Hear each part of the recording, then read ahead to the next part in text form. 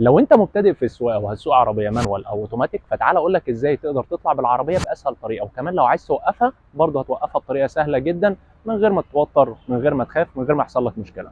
خلينا نتكلم في البدايه عن العربيه المانوال. انا لو عايز اطلع بيها ازاي؟ مبدئيا انا عندي 3 خطوات بس. ايه هما؟ اول حاجه ان انا هاجي برجلي الشمال ادوس دبرياج على الاخر خالص. كنا عرفنا ايه هو الدبرياج لما اتكلمنا كتير عن العربيات المانوال، لو ما شفتش الفيديو تقدر ترجع له.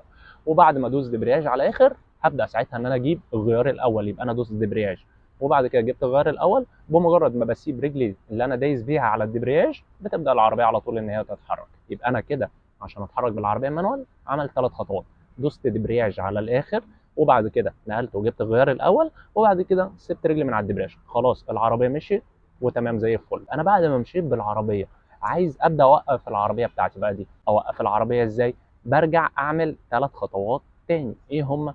ان انا برجع برده تاني ادوس برجلي الشمال دبرياج على الاخر، وبعد ما بدوس دبرياج على الاخر ايه اللي بيوقف عندي العربيه؟ هي فرامل. فبعد ما بدوس دبرياج على الاخر ببدا ان انا ادوس على الفرامل بس بالراحه عشان العربيه ما تقفش بيا مره واحده. يبقى انا دوست دبرياج على الاخر وبعد كده دوست على الفرامل والعربيه وقفت. بعد ما العربيه تقف لازم ارجع امور العربيه اللي هو الغيار الاول اللي انا كنت جبته، ارجع امورها ارجعها على الزيرو تاني. فكده العربيه عندي وقفت. يبقى انا عشان امشيها مشيتها ب3 خطوات، وعشان اوقفها وقفتها ب3 خطوات.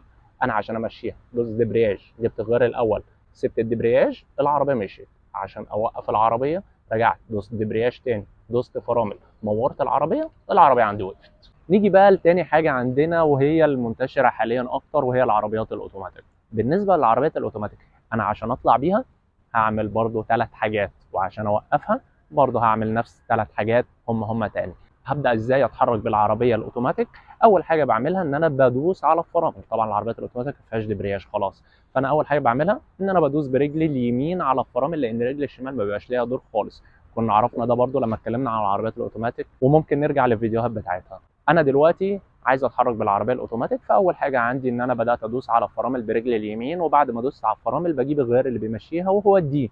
ببدا اجيب العصايه بتاعه الغيارات على الدي، وبعد ما بجيب العصايه بتاعه الغيارات على الدي اقدر ساعتها ان انا اسيب رجلي من على الفرامل. يبقى انا عملت 3 حاجات عشان خاطر العربيه تمشي. اول حاجه عملتها ان انا دوست على الفرامل. تاني حاجه عملتها ان انا جبت العصايه على الدي. تالت حاجه عملتها ان انا شلت رجلي من على الفرامل، وكده خلاص العربيه مشيت وهتفضل ماشيه معايا على طول. انا بعد ما مشيت بالعربيه حصل اي موقف قدامي فعايز ابدا اوقف العربيه بتاعتي. اوقفها ازاي؟ هرجع اعمل برضو 3 خطوات تاني.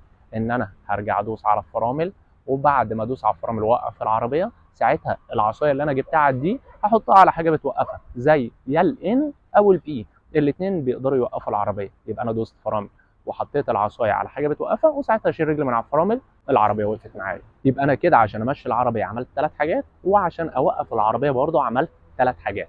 ايه هما؟ عشان امشي العربيه دوست فرامل، جبت الدي، سبت فرامل، العربيه مشيت واتحركت معايا. عشان اوقف العربيه دوست فرامل فالعربيه وقفت معايا، وبعد ما وقفت حطيت على غيار بيوقفها اللي هو هنا الان او البي على حسب اللي انت عايز تعمله، وساعتها قدرت ان انا اشيل رجلي من على الفرامل والاقي العربيه وقفت معايا.